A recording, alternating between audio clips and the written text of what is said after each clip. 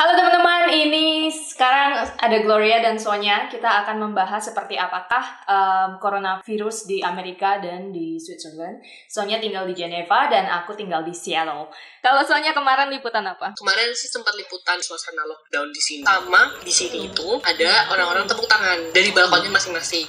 Asik ya? Udah asik buat mengapresiasi dokter, perawat, terus cleaners, sama orang-orang yang masih kerja. Tepuk tangannya setiap jam 9 malam selama 60 detik. Radio sini tuh jam 6 sore mereka akan memutarkan lagu-lagu party gitu. Jadi semua orang boleh party tapi dari balkon masing-masing.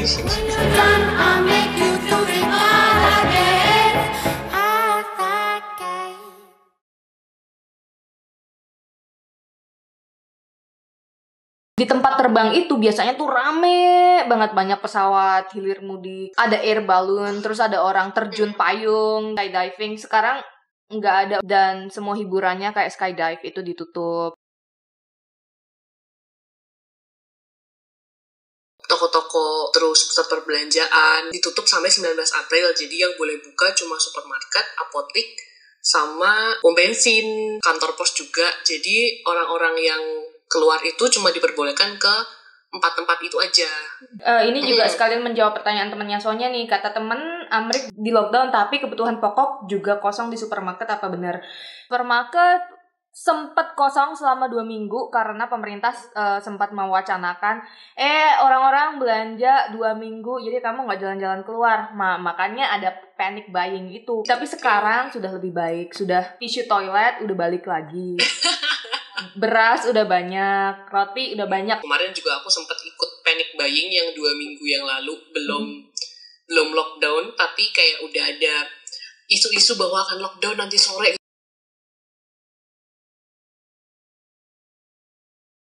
Jadi kalau di supermarket itu ada stiker, jadi kalau kita jalan gitu, you stand here. Di baliknya juga you stand here, sekitar 6 feet dia bilang. Oh itu sama sih, kalau di sini juga kayak gitu. Ada 2 supermarket dekat rumah aku itu, kita dikasih kartu gitu kalau mau masuk. Kalau misalnya ada dari dalam udah yang keluar, baru yang ngantri ini kita boleh masuk satu persatu.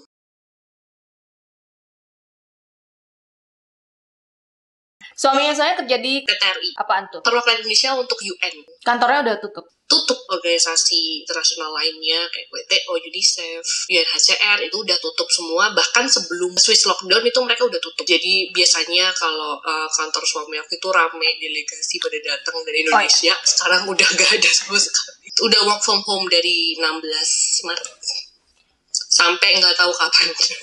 Kantor aku juga mulai work from home kayaknya sama deh. Itu hari Senin ya, tanggal 16 itu ya? Iya, hari Senin. Kalau dilihat di stasiun TV di Amerika, semua orang mulai liputan dari rumah. Mereka dilarang, dibatasin banget untuk deketin interviewer nggak boleh saling ketemu.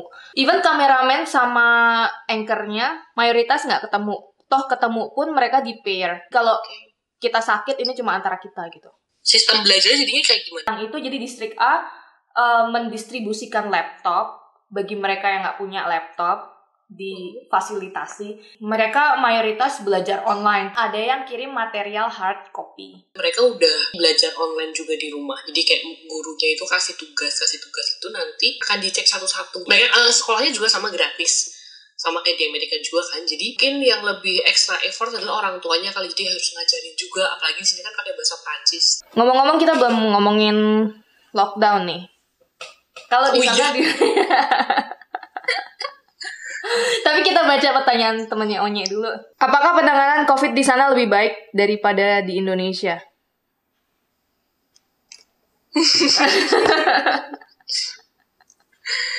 Apa ya?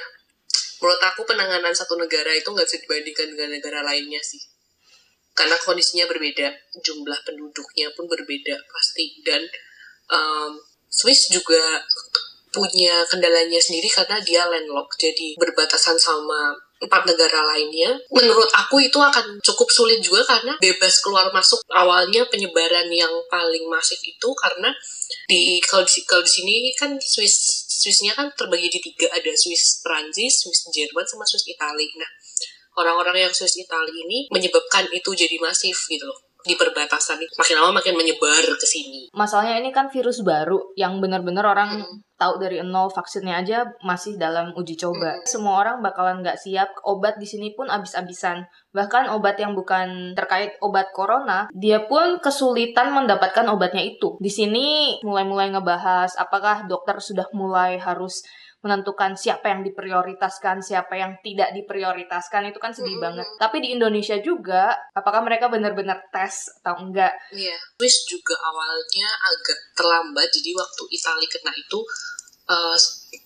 mereka nggak langsung tutup perbatasan. Banyak orang Italia yang kerja di Swiss di perbatasan, ada orang Swiss juga yang kerja sebaliknya. Hari Senin, tanggal 16 Maret tuh kita lockdown.